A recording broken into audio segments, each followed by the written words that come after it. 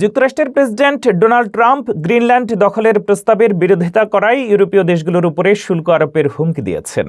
1 ফেব্রুয়ারি থেকে Denmark, Norway, Sweden, France, Germany, যুক্তরাজ্য, Netherlands ও Finland থেকে রপ্তানি হওয়া পণ্যের উপরে 10% শুল্ক কার্যকর হবে, যা পরে 25% বাড়ানো হতে পারে।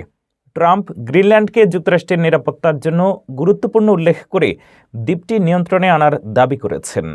ইউরোপীয় নেতারা হুমকিকে অগ্রহণযোগ্য বলেছেন। ব্রিটিশ প্রধানমন্ত্রী কিয়ার স্টারমার বলেন, শুল্ক আরোপ সম্পূর্ণ ভুল। ফ্রান্সের প্রেসিডেন্ট ইমানুয়েল ম্যাক্রো বলেন, হুমকি কোনোভাবে গ্রহণযোগ্য নয়। নেদারল্যান্ডস, সুইডেন এবং জার্মানি যৌথ প্রতিক্রিয়ার প্রস্তুতি নিচ্ছে।